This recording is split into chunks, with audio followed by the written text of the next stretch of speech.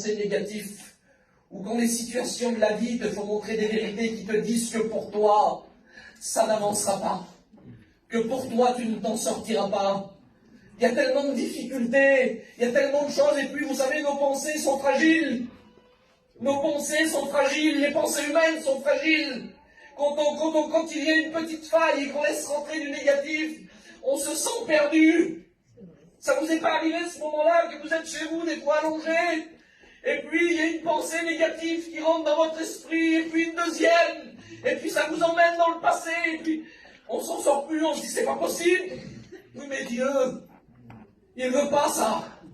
Il veut te rappeler ce matin, il veut te donner cet ordre-là de te repasser en ton cœur ces bontés qui ne sont pas épuisées. Mais ça va plus loin que ça, la Bible nous dit ça.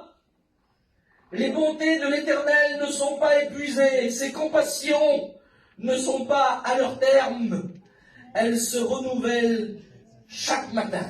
Amen. Quelle grâce, Seigneur. Amen. Je ne sais pas la semaine que tu as eue, je ne sais pas ce qui s'est passé, je ne sais pas la journée que tu as eue hier, mais je voudrais te rappeler que ce matin, en Dieu, ça se renouvelle pour toi. Amen.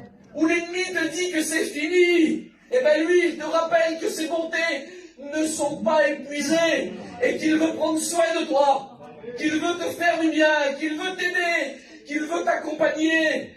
Vous savez, des fois la marche n'est pas facile, les situations de la vie nous font mal et nous font peur, mais lui, il te dit qu'il est avec toi, qu'il sera toujours là, qu'il te soutient de sa droite triomphante. Parce qu'ils sont en train de vivre un moment qui fatigue, un moment qui est dur, un moment que humainement, des fois, on se dit, j'ai plus la force. Je pense que ça vous est arrivé d'employer ce langage et de dire, c'est pas possible, Seigneur, que ça s'arrêtera plus alors. Ça sera toujours comme ça. J'ai plus la force. Oui, mais la Bible nous dit dans le psaume 84 que quand nous, on n'a plus la force, il nous demande de marcher. Il nous demande d'aller un peu plus loin, d'avancer un peu plus. Et à ce moment-là, il nous dit que les forces augmentent pendant la marche. Donc je voudrais te donner ce conseil.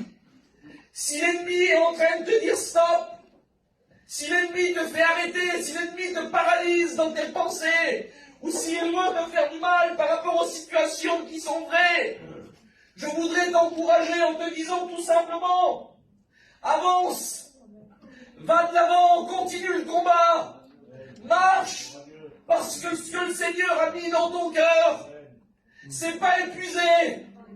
La vie de Dieu, elle n'est pas à son terme, mais elle se renouvelle tous les matins dans ton cœur. Et puis vous savez, les mots qui vont être employés par ces hommes, des mots très simples. Je le disais à des étudiants sur un groupe ce matin. Fatigué, oui, c'est vrai. On ne peut pas le nier, c'est vrai. Mais plus que ça, poursuivons toujours. Quel message pour nous, Seigneur. Fatigué, mais poursuivons toujours. Allez de l'avant. L'ennemi voudrait te faire croire que ta prière, elle ne passe pas le plafond. Mais je voudrais te dire, même avec de la faiblesse, même avec un langage difficile, quand tu pries Dieu, elle traverse le ciel. L'ennemi voudrait te dire qu'elle ne passe pas le plafond de ta caravane, de ta maison. Mais je voudrais te dire que quand tu pries, tu touches le cœur de Dieu. L'ennemi voudrait te faire croire le contraire. Mais n'oublie pas que nous avons un Dieu qui est rempli de compassion. Amen. Et qui veut te faire du bien ce matin. Il y a des choses que tu n'as pas vues encore. Il y a des choses que je n'ai pas vues. Mais la foi me donne à le croire. Je veux le croire.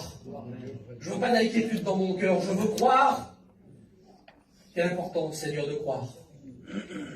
La Bible nous dit, crois et tu verras. Si tu crois, Seigneur, prends-le en considération ce matin. Si tu crois, tu verras la gloire de Dieu. Amen. Si, moi je peux pas. C'est pas possible que j'avance là, il y a un mur. Alors devant ce mur-là, je vais murmurer, je vais me poser des questions, j'y arriverai pas, c'est pas possible. Je peux pas aller plus loin. C'est toujours pareil, je vis toujours la même vie. J'ai toujours les mêmes problèmes. Je vis toujours la même situation. Est-ce que tu crois que ça va arranger ton passage en disant ces choses-là? Est-ce que tu crois qu'en ayant de la murmure dans ton cœur, tu vas arriver à passer? Mais à un moment donné, ce qu'il ne faut pas oublier dans nos cœurs et se repasser, c'est qu'on a besoin d'attendre en silence l'intervention de Dieu. On a besoin d'entendre en silence l'intervention du ciel. Arrête de murmurer. Tu te mets devant ce mur-là et tu dis, Seigneur, crée-moi un chemin. Donne-moi la force. Aide-moi à aller plus loin.